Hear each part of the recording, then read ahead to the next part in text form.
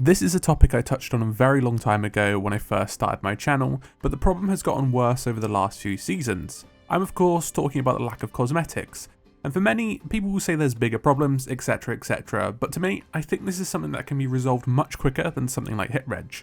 Overall, Sea of Thieves adds very few earnable cosmetics, at least after Season 3 ended, and as a game that is entirely cosmetic based in its progression, that certainly becomes a problem for rewarding your player base.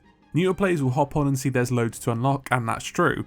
However, as a live service game, this falls short of expectations when pleasing your concurrent player base. If I said to you we've had one new complete set in the last 5 seasons, how would you feel? Is that more than enough when it comes to a live service game? How about when I say the set before that was the Ash and Dragon set, finished in Heart of Fire, which came out in 2020? Personally, I don't think so.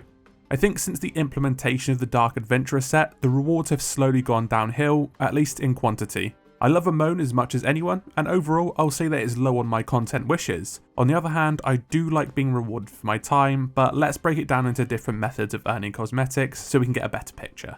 Seasons have 4 ways of earning cosmetics, and I argue all under-deliver when it comes to dropping these.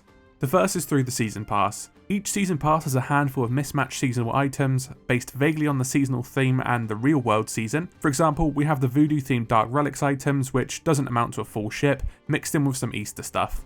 Then there's a clothing set, which can be either based on the season in real life or a seasonal theme in-game. This is just clothing too, no matching ship set, weapons or equipment. In this case we have the Spanish naval stuff in Season 6 or the Bell Brigade set in Season 5 for example. Overall, these clothing sets have been pretty high quality, but these are only partial sets, which underwhelms me, particularly so when there's too many spots for gold and doubloons in the pass, even after 6 seasons. In a vacuum, that's okay, although doubloons have outstayed their welcome, and gold is earned for doing absolutely anything, not to mention there's barely any cosmetics to spend your gold on, at least for a veteran player. Another thing to consider is the Pirate Legend items, and again Season 1 probably did it the best, with the most stuff and a curse to boot, albeit a curse which shouldn't have been released in such a way, but that's an argument for another time. I'd argue the quality has gone up in subsequent seasons, but the quantity has greatly suffered, slowing to a crawl of 2 items every 14 weeks or so. While the items are of sublime design and quality, 2 isn't enough for your most engaged players, or even anyone who's played the game around 25 hours, which I believe is the rough grind to Pirate Legend nowadays. So how would I improve the Season Pass? I personally think it doesn't need too much. I would like to see one new full set with Rare's design team focusing on a consolidation of theme where it's based around our in-game theme, rather than the Easter Bunny or Jesus, I don't know, it doesn't really matter. The mismatched season ship pieces could be designed around the clothing, similar to the party boat stuff. Imagine how cool the Spanish naval red and navy colour would have been translated into an ornate ship. I'd also like to see an increase of legendary items for Pirate Legends, as 2 is a bit too small. Unique items take time to make, especially in the cases such as Merrick's Tankard and Grimm's Jacket, where they would be new models entirely. Again, focus more on the theme. This season is Belle's hat and Gloria's sword, which sort of makes sense, but would be better if we had Belle's hat and her jacket/dress, whatever that's classified as. Same as Season 5, we should have had the jackets for each of the Ashen Lords, one every 25 levels. If you look at the Ashen Lord jackets, they look absolutely stunning. Instead, we'll likely have to wait a few years for all of them, if we even get them, that is. Moving on to the second main way of earning cosmetics, the Recolor clothing sets released with each monthly update. Frankly, the system was better when we had 2 recolored sets and a semi-recolored ship set. This slowed down quickly after Season 5, where we're back to 1 recolored clothing set. Again, this is okay, but if you didn't like the original one, you probably aren't going to like the recolor. Sometimes these are tied with commendations, sometimes they're not. I would like to see a new commendation to go along with these, so we actually have to earn them. The most offensive part is that these are just waiting to be drip fed once a month. In fact, no, I lied. The worst part is that we still have sets that need completing. I'm begging you, Rare, please finish the Frostbite and Jade Dragon sets, we've waited long enough. And how would I change the system? To be honest, I just increase the rate that these are released and then make them something to earn rather than based on a commendation that is likely already complete. Moreover, we have the seasonal commendations, which have varying results. Season 3 was pretty awesome, as was Season 4 and 5, although these weren't complete sets and kind of mismatched. Season 5 did it better with the party boat set, maybe Season 4 if you're going to count the curse. And then we have Season 6. We get these awesome forts with a couple of lengthened commendations, and we get doubloons for a reward.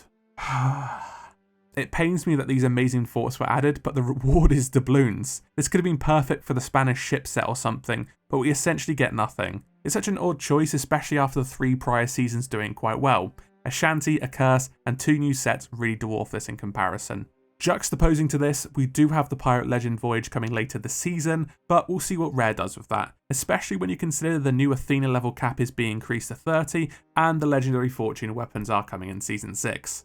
Let's see what they cook up. Finally, moving on to the Emissary ledgers. These tend to change the month after the season launches, and I do enjoy progressing these very much. But you know what I'm going to say, the drip feed is real and only the non-Athena companies have new sets. The 2 items every 3 to 4 months is painfully slow, meaning it takes 9 months to finish a ship set. It is a long time in my opinion. I would hedge my bets and say these new sets are fully complete, maybe with a costume instead of a clothing set, which I'll get to in a minute. What irks me is that these sets are amazing, even the Athena's Glory stuff is really sweet. I would love to see these sets spread out evenly in the future, or even monthly ledger rewards, as it's really not hard to get to the top tier.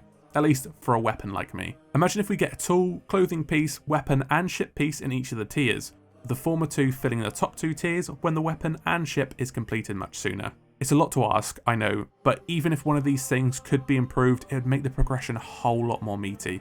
That sounds a bit weird. As a general improvement, I would like to see more chase sets be released, such as the Dark Adventurer set. I remember people went mad for this set, and rightly so. It's a grindy set, it looks great, and the sales give you an advantage too. These sets should be locked behind Pirate Legend, and have some gnarly commendations you have to complete to unlock them, and then a hefty gold price. It's a smaller solution to keep your players happy. I would love to see one of these added each season, or even every other season, just as a little footnote to say, here's something for you, Legends. Anyway, even I don't have the Dark Adventurer ship set. Why spend the gold when you can get Captain Blubber to put it on for you? The 2 main issues are the overall number of people at Rare designing, rigging and modding cosmetics is rather small, and the ones not working on the Emporium stuff must be even smaller, since there's a ship set twice a season, costumes, emotes, pets and so on. The Pirate Emporium generates a lot of money, as does Game Pass, which funds things like forts, adventures and Shrouded Ghost propaganda. Overall the Emporium is good, aside from the ship prices, the quality and prices are really well done for the other things. Actually, I take that back, costumes exist. I can't fathom how much these grate on me. Look how stunning they are, look at all the amazing curses and effort that goes into them. Then we only end up looking exactly the same as everyone else, aside from having moobs like my pirate. I've had enough of them, please can we have more pets or emotes or something over these. In conclusion, it becomes an issue when your full price game leans too much into paid cosmetics and leaves the earnable stuff wanting. I think the balance has been off for a little while, which sucks as it was really acceptable for a time.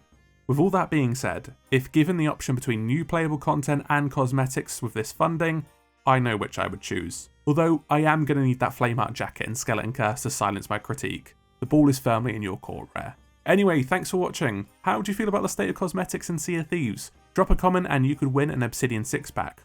Also, subscribing increases the chances of Rare fixing hit reg. Or something. I don't really know how the trick works. Anyways, I'll see you in the next video.